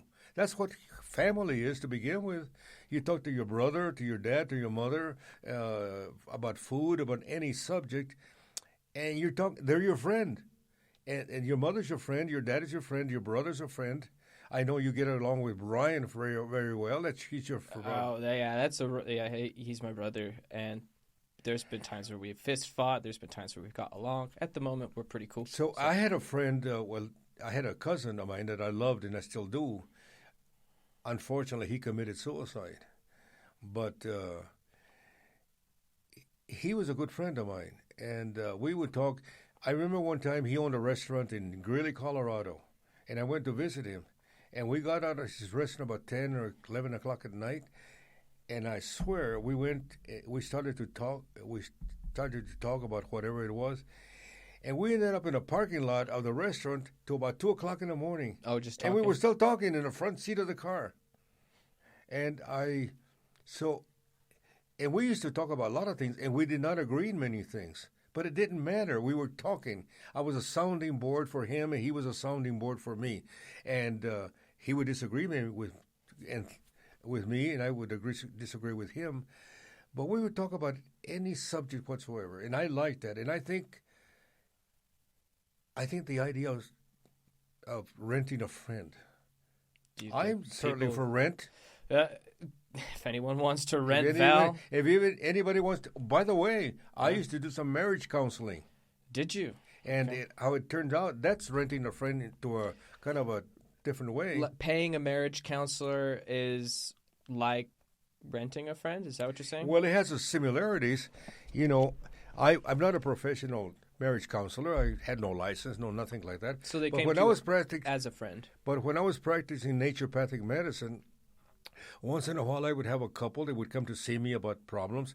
And after doing the examination and talking to him or whatever, I realized that they were not getting along. And the illness that they had was not necessarily a physical illness. It was more of a psychological illness. And so I would dig a little deeper. And sometimes I realized that this marriage was just to break up. Or they already had broken up. And I acted as a marriage counselor, and I got some of those people together again. And you know how I would start the marriage counseling? How? Very simple. Let's say you came with your wife. You don't have a wife. No. But say you came to me with your wife, and you were having marital problems. The first thing that I would ask him was, Tyler, that's you. Do you love this woman? And depends on what you would tell me. Say you said, yes, I do. Yes, I do. Okay, and then I would ask her, do you love Tyler, your husband? If she says yes. Yes, I do. And then I knew right away that I was working with the greatest force in the universe, which is love. Oh, okay. As long as there's love between those two people, we can salvage the marriage. Okay. Now, if you don't love them, then we're in deep doo-doo. Because would you even try beyond that point? Well, I may try a little bit, but then I wouldn't try too hard, because if there's no love, how can you solve the problem if there's no love? But if there's love, you cultivate on the love, and I brought many couples together because of that. And I remember one particular couple, a marriage couple, when they sat on the two chairs opposite me, I remember that they were sitting almost back to back. She was sitting like this, and he was sitting like this. Oh, they wouldn't even look at each other. They were not even looking at each other. By the time they left, they were holding hands, and they're walking down the aisle, the hall of the building. Mm. They were holding hands, and I kept watching them as they were walking away. And towards the end of the hall, they kissed. They were kissing. And I said to myself, hey, Val, you did a good job. Well, right on. Right on. And I liked that. I liked it because I don't like divorces.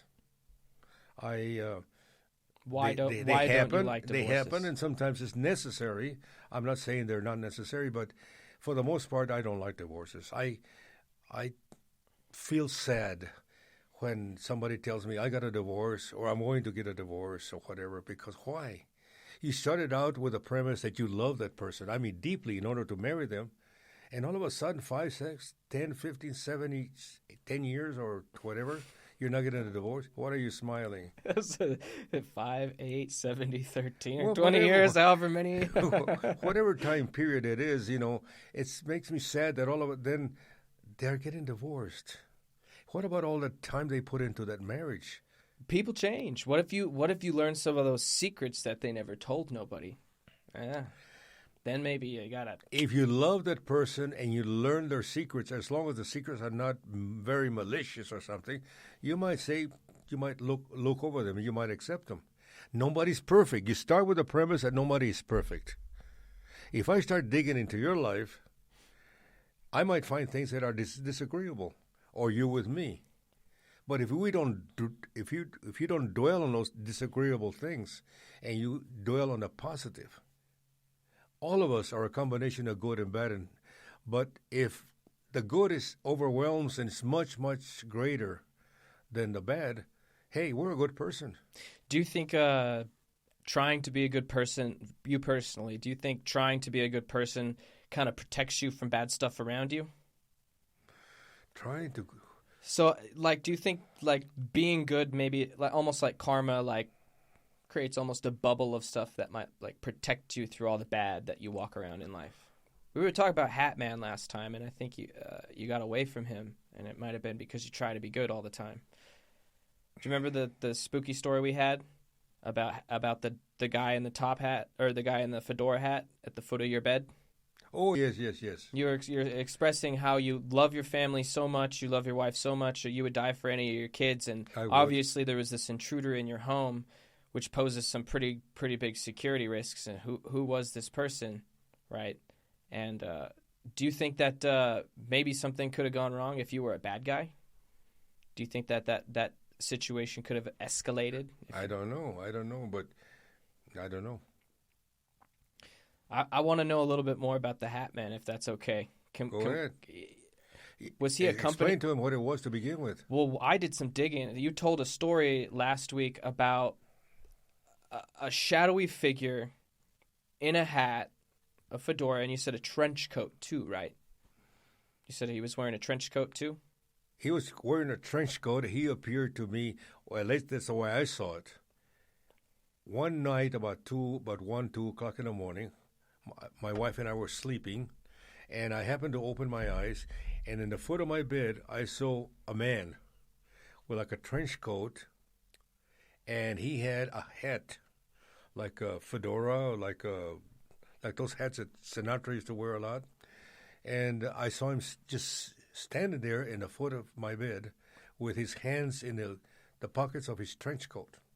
And he wasn't very tall, maybe 5'7", 5'8". He kind of slender, and I kept looking at him. The first thing that came to my mind was somebody broke into my house, and this man is there poised to maybe do some harm to us. And so my first thought was, how am I going to defend myself against this fellow?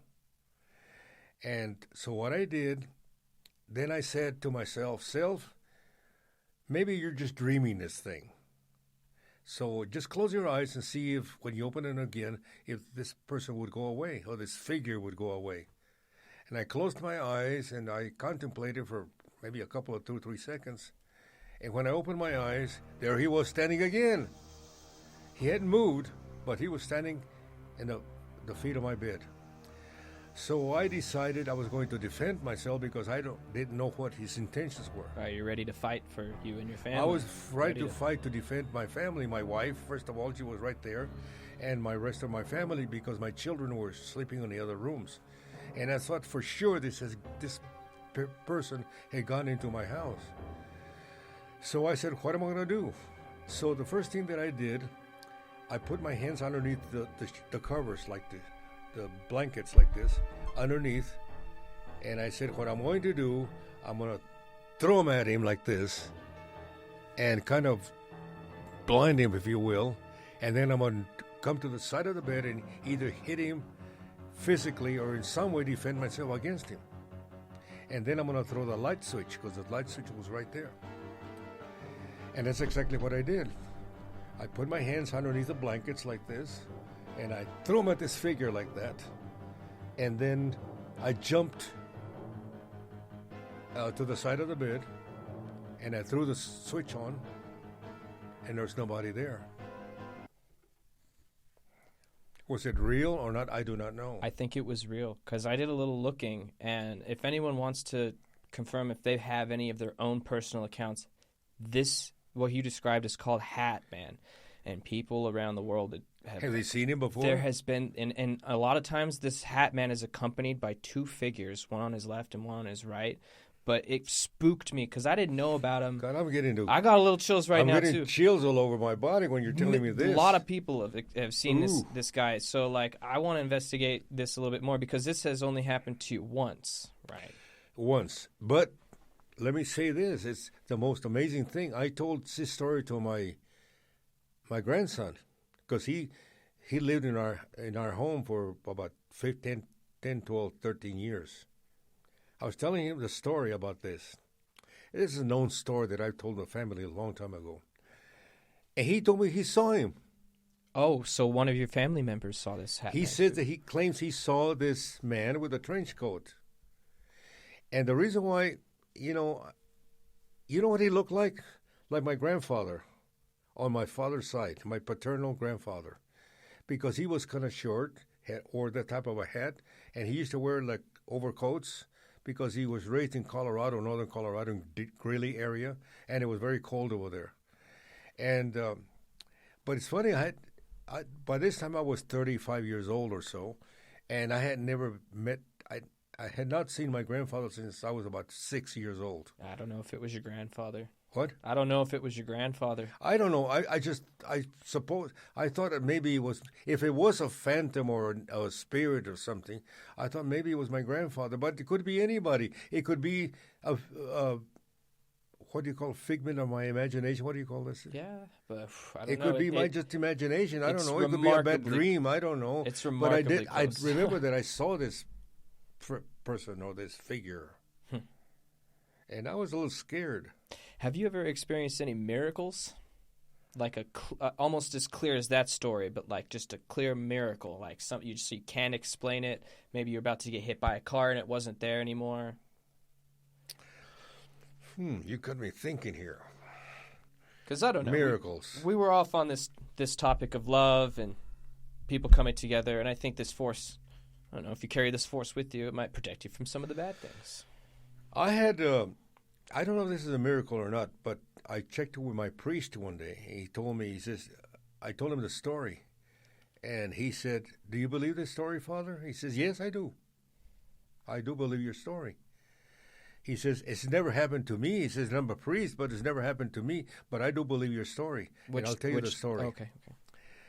My wife died almost 5 years ago, and I loved her. You cannot imagine. I was brokenhearted.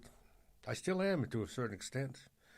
And I'm living alone now since she died. My family visits me quite often, and they're very good to me.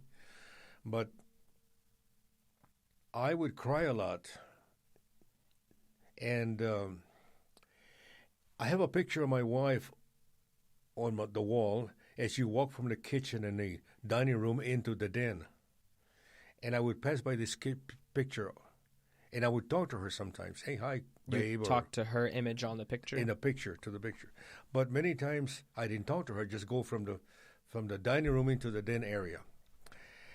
And I have a picture of her there, a photograph. One day I was really, really sad, crying for her.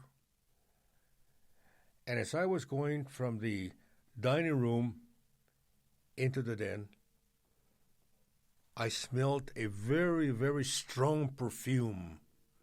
Like somebody had sprayed perfume in my face, like this with a bottle or something. And it kind of shocked me, the perfume. And I smelled the perfume. And I said, "Where is this perfume coming from?" And so I was very curious because I'm not too much of a believer in supernatural things. So I started smelling all over the place. I went into the den. And, of course, the perfume wasn't maybe a couple of feet, and that's it. So I went into my bedroom, and then I came back curious about the perfume. And as soon as I passed her picture, the perfume was there again. And then I started to recognize the perfume. And it was a perfume that my wife used to use. And then it dissipated. It went away. This was 5 years after she passed away? No, just immediately after she passed away. Okay, maybe a week or about 2-3 weeks. This is my next question. And I was grieving very deeply. This is a common phenomenon too. People grieving with I was grieving. They get a message. So then a couple of weeks later, nothing happened. I would be passing by the photograph, the picture, and nothing happened. And I would smell, and nothing happened. One day, maybe 12 midnight or something, again I was grieving real deeply, and I was crying and very sad. And as I was passing by the picture, the perfume was there again. And I smelled again, and I went directly to her picture this time. And sure enough, the perfume seemed to be coming from her picture. That's weird. That's bizarre. So then the following day, I asked my daughter, my oldest daughter, I said, "Do you have some perfume of your mother?" And she had a little vial of perfume, and she opened it up, and she says, "Is this a perfume?" And I smelled it, and that was a perfume that my wife used to wear. So now, one day I was talking to my priest, and I said, what do you think, Father, about this thing? I told him the story exactly as I'm telling you the story. And he told me, I said, do you believe me, Father? Because I wanted somebody to tell me I don't believe you, in a way, so that I would say, okay, it didn't happen. That's the end of the story, okay? But my friend, who is a priest, says, do you believe me, Father? He says, oh, yes, I do. He says, those things happened. Mm-hmm. He says, so do you believe it happened to me? Oh, yes, it did. I said, what does it mean? And he says, as best as he could, obviously he's not God or anybody else, but he says, probably your wife was giving you a message in some way. And she was probably telling you, I know that you're grieving for me, but don't worry for me, I'm all right. But I am grieving for you because you are grieving for me. But I think in some way, she was sending me a message. And the best way is to send a perfume because that's what I would recognize. Makes sense. Some people get like feathers. Some people get like postcards, or like maybe it just depends on who has passed away. This is so common. It's yeah. But here's a clicker. As after this happened about 3 or 4 or 5 times, but each time that it happened, the perfume was less and less and less. It was less intense, less strong. And it went away. However, about 6-7 months ago, it's been almost 4 years now. It's going to be 5 years in May that she died. The other day, I was grieving again for her. Not as bad, not as strongly as I did when she died. But I was thinking about her thoughts and stuff, and sometimes I relive all the what happened, the funeral, burial, things of that nature. And as I was passing by her picture, the phenomenon occurred again. Not as strong as before, but the perfume was there again. I don't know where it's coming from. I don't know anything. I just don't know. All I know that it seems to be emanating from her photograph. Yeah, I believe it. It makes sense to me, personally. That makes sense to me. I believe it. Well, that's when the priest, and every time that I tell somebody who seems to be smart or they are smart or whatever, and they tell me they believe it because other things have happened to other people as well. I'm not the first one. So I don't know what the message is. I don't know whether she's trying to, if it is true that she sent me a message of some kind. I don't know what the message is. I'm feeling I'm all right. Did she ever wear the perfume when you guys were unhappy, or did she always wear the perfume? Well, I don't remember going out having exactly a happy time? when women wear perfume. We all wear colognes or perfumes or whatever. I remember that once in a while I would smell a little. She didn't use it very strongly because she was very.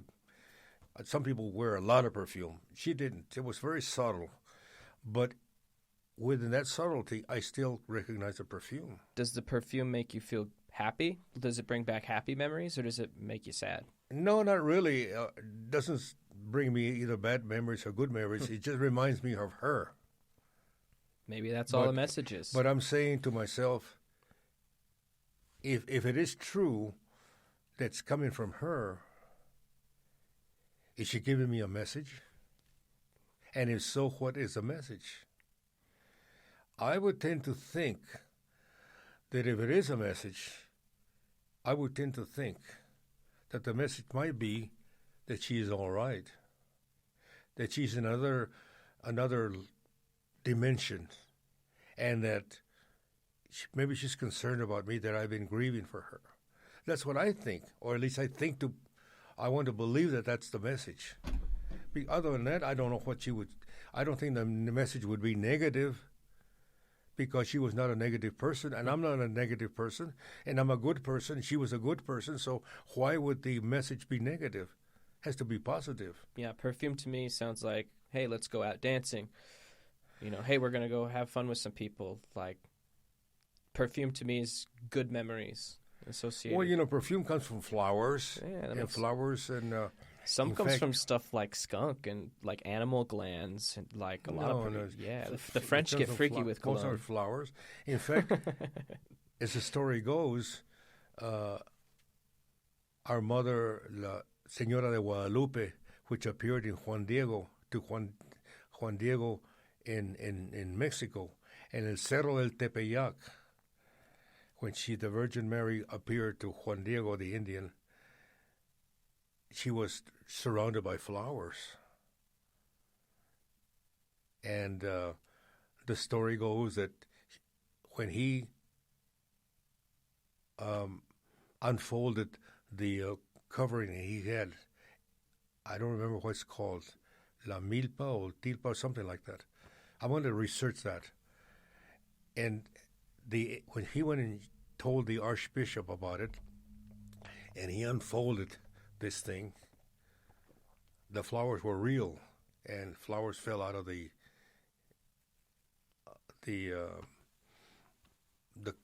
covering like a poncho what he was wearing. I'm going to research it because I asked for people to forgive me because it just kept this thing popped into my mind, and I didn't research it, but I'll research how it actually happened. Yeah, I'm not sure. I'm not following some guy was wearing a cloth. You're too young. Yeah, it was a cloth that he was wearing. And flowers started coming out of it? I don't know. I think, first of all, the flowers were imprinted in the cloth itself. Like embroidery? Embroidered, exactly. And then to this day, if you go to Mexico City, and I've been there several times, if you go to the big chapel there, the big church, they have this mantilla or cloth up in the altar, and they have the original one there, I've been told. But I'm going to research and read the facts because I know must be lots of people watching and seeing and listening to this podcast, and they're going to say, that Val DeLo, he doesn't have all the details. And you're right, I don't have all the details, but I'm going to get them. But I do remember when we talked about flowers and perfume, it relates to about the Virgin appearing to Juan Diego.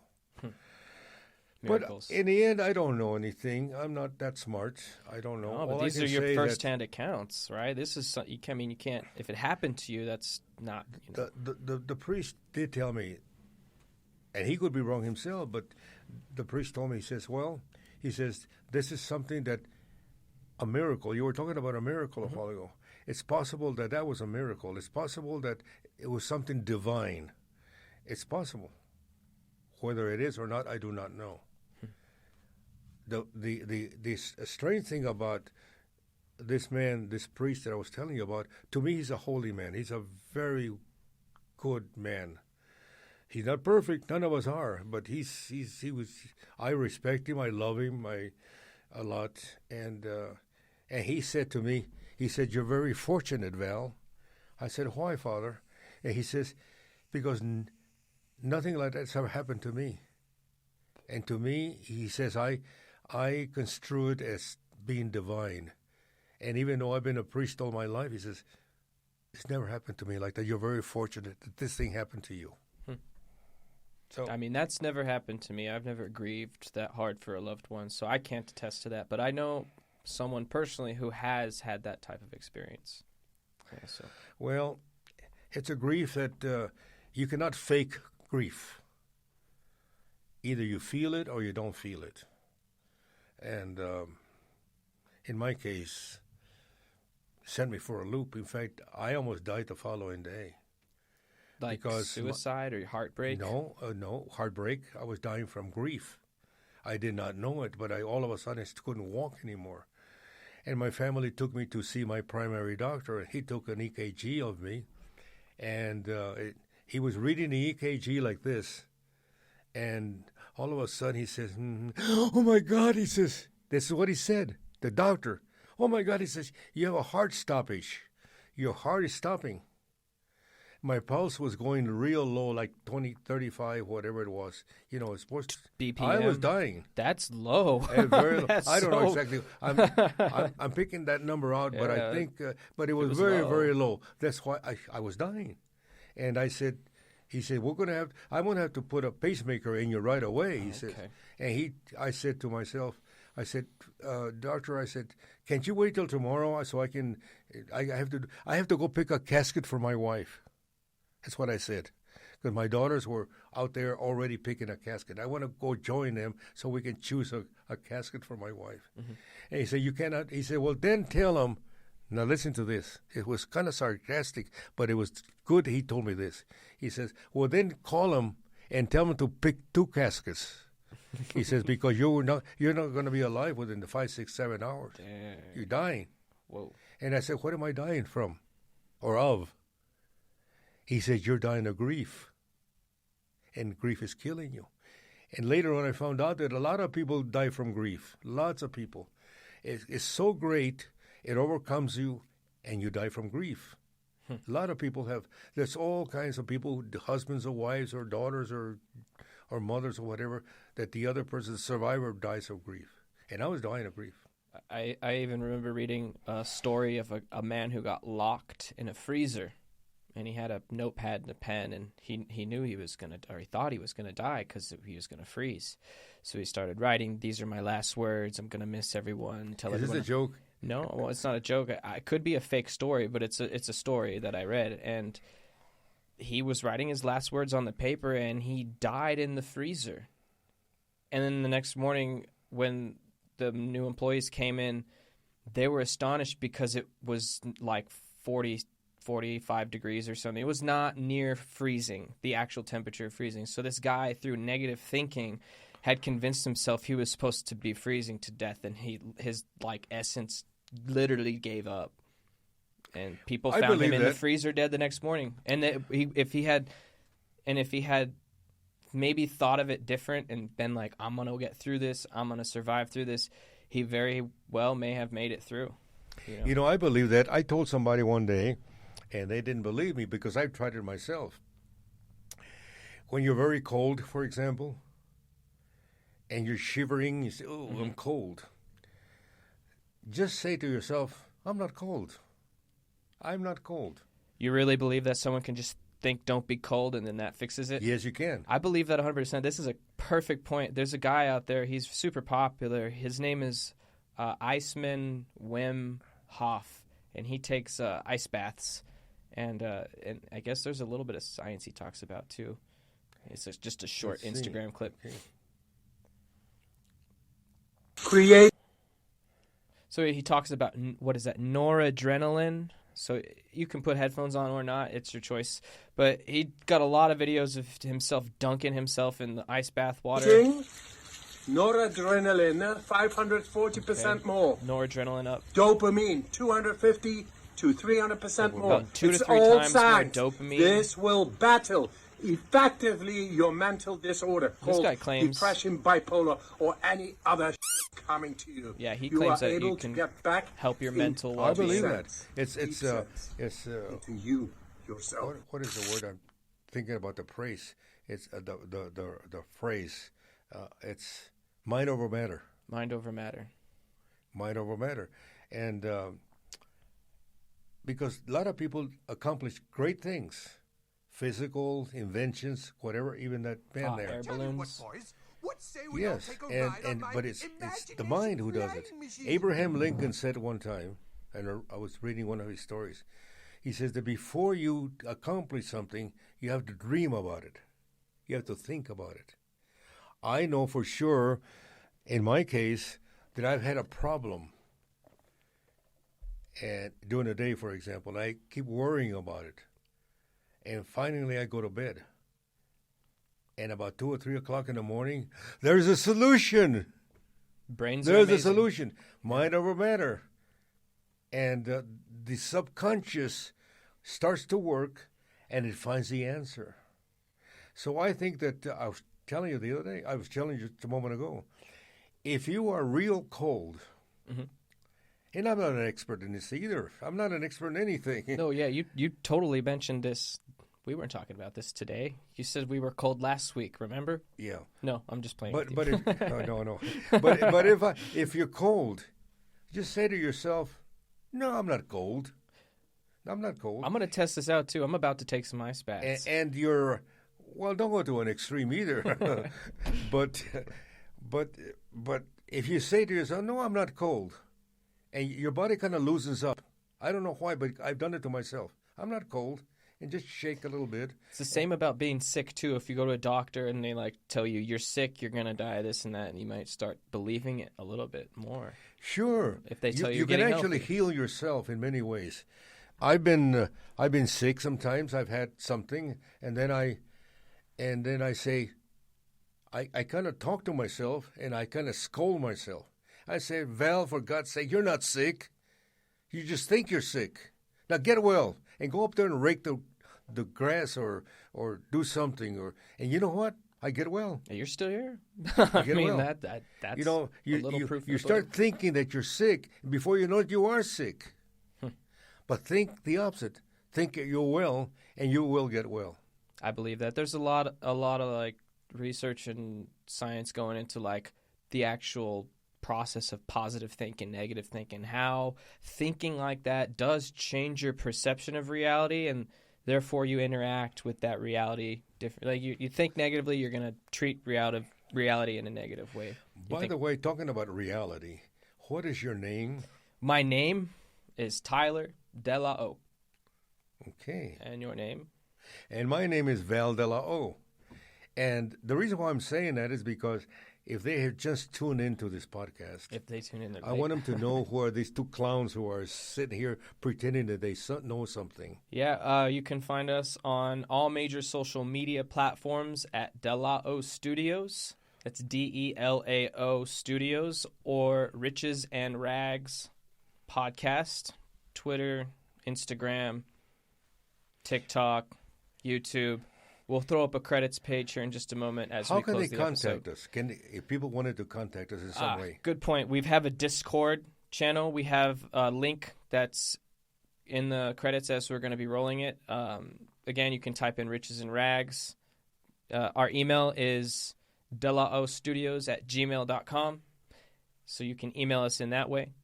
DM us through any of the social media apps. Lots of ways to reach us. How long are we going to go? We got to go pee. Yeah, we're closing the episode up right now. See? Even I'm human. I got to go pee. Yeah, no, we're closing up the episode. Have a good day, everybody. Thank you very much. Thank you very much. God bless all of you.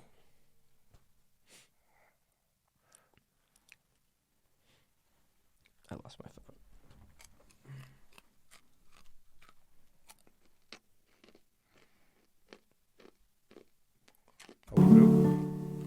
Sai d'improvviso venivo dal vento rapito e cominciava a volare nel cielo infinito.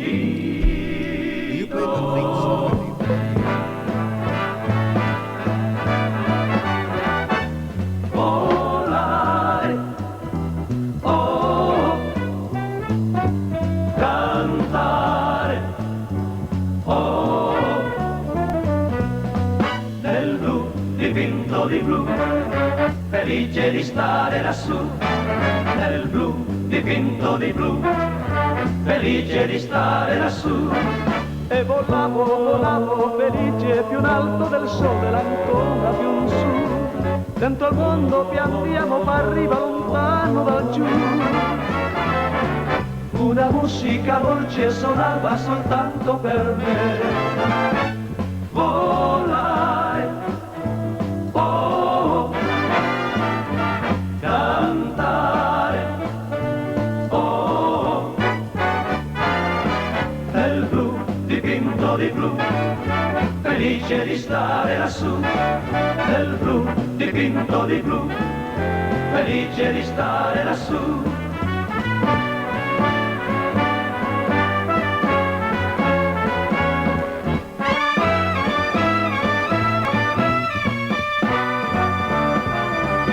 Una musica dolce suonava soltanto per me. Volare, oh, cantare, oh, nel blu dipinto di blu, felice di stare lassù, nel blu dipinto di blu, felice di stare lassù